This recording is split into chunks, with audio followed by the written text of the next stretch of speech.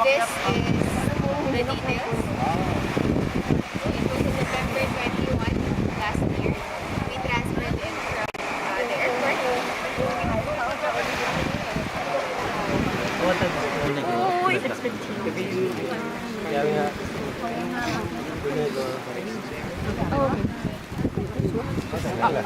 Paglaki ba nila black prices? Even sa ano po, nagiging olive yung kaya olive. Today we have a hatchling release. So for the first time ever in Nido resorts, we have an olive ridley sea turtle to be released.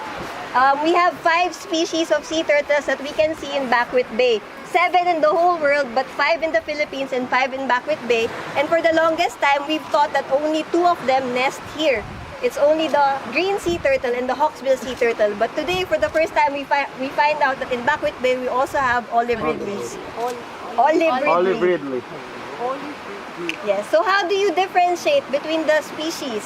For babies, it's very easy. It's by the color. So if you have olive ridleys, they have black shell and then black underneath as well. And then for the hawksbill, brown on top, brown on the underside. And then for the green sea turtles, we have black above and then white in the bottom. So it's very easy to distinguish.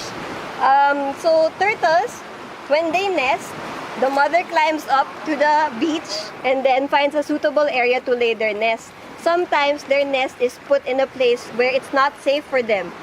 For example, there are a lot of predators in the area. Another is the high tide can easily reach them, or no one can guard the nest, so it can get predated or it can get poached or stolen by people who want to eat them or sell them. So what we do in El Nido Resorts, we patrol our beaches, especially the ones that are our property, where we have land guards. And then they report to us whenever there are nests. And then if they are in an unsafe location, we relocate them. So this one was found in the airport, as in front of the airport. So we had to move because it's not safe there. There are a lot of poachers in that beach. So we moved from the airport all the way to here, to Bayog Beach. So one would think, how would you know it's safe to move? There are a lot of techniques in order for you to save the turtles. By transferring them. So when you relocate the eggs, it's very important not to shake them or not to move them around. Because unlike chickens, with chickens, you can turn them around and they're still fine, they're alive. But with the turtles, what happens is after 2 hours of laying, if you move them, if you shake them, if you flip them, they will die or they will have a lot of abnormalities. So when you transfer eggs, it's very important to pick them up the same orientation and then place it again in the same orientation. Then while you are transferring, cushion it as much as possible so that it won't move so much. Then when you get to the place where it's gonna be relocated, again, very carefully, same orientation to pull up, then same orientation to put inside the nest. So how deep do you dig? Up to this long, this deep.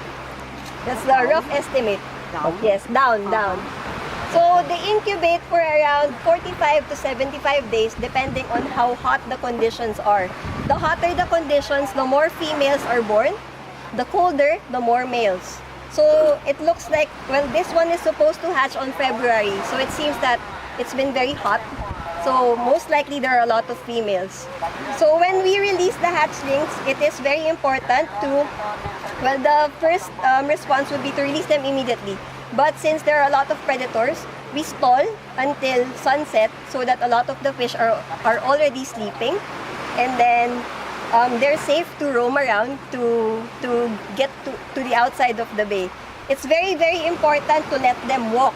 The process of walking is called imprinting. So you cannot pick them up. So only us, the environmental officers, can pick them up, unfortunately, because it's hard when you have a lot of human interactions. They might get stressed. So when they're walking, the imprinting process, it imprints the GPS location of the nesting site into their brains. So if you've seen researches, they have found that there has been some metal components in their brain that allow them to really get the GPS location, like in the strictest sense, the GPS location of the place where they were born in, so that after 15 to 30 years, they will come back and then lay their own eggs. That's why it's very important to let them walk. And when you have them, don't put them in a bucket with water because they will get tired. They'll think they're in the water already, so they'll start swimming. And sometimes people would think, why don't we just take care of them? Well, let them grow first and then release them. Well, we're humans. We know how to take care of humans. We don't know how to take care of animals because they don't have the same needs as us. So we might be doing more harm to them than good. So it's much better to let them be wild. And then also, ano pa ba?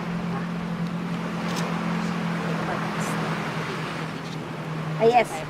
So there is very important to keep the beaches clean because when we have hatchlings that we don't know of, for example, and you have a lot of litter scattered everywhere, they can get caught in the litter. Like you've seen pictures of turtles who were caught in fishing nets or in soda can plastics.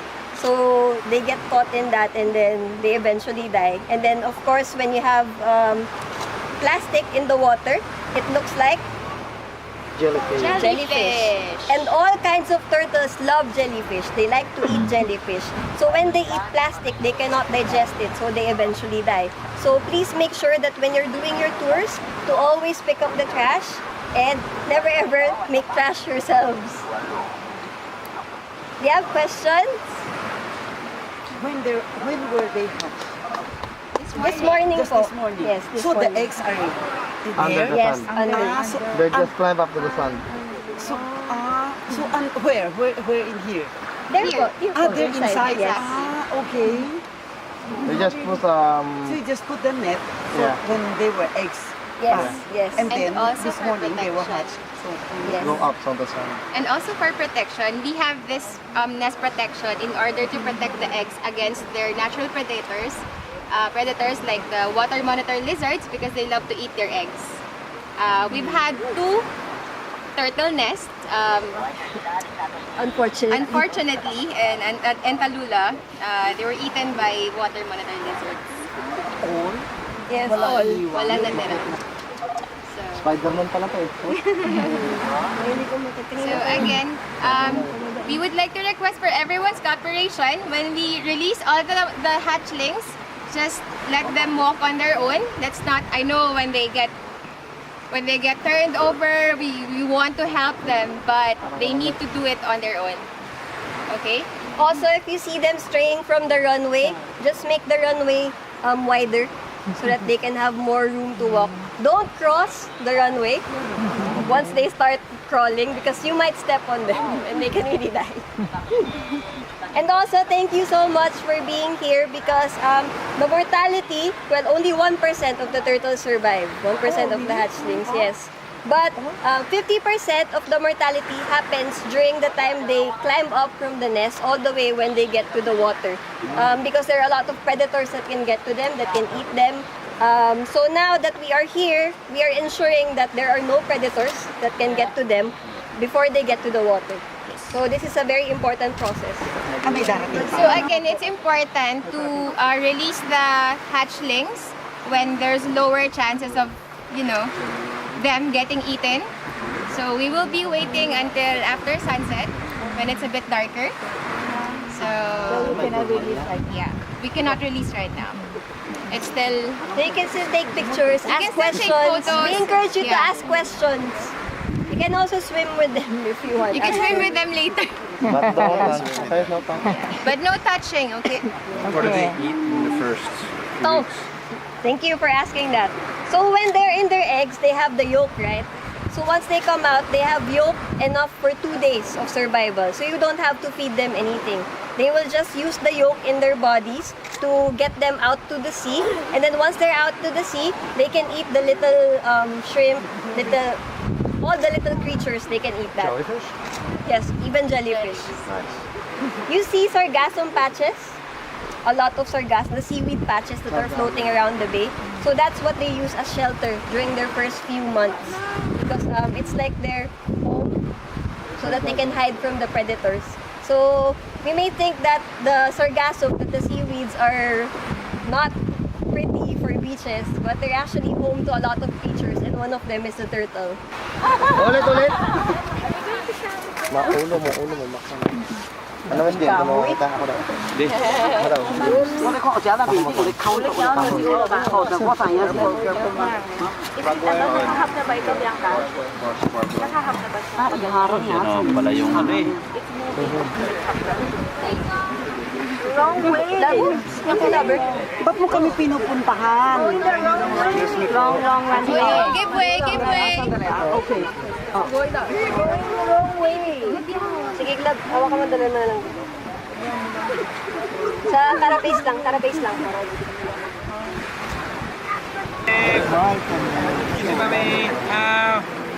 What's going on, guys? I'm going to look at you. I think, that one is upside down.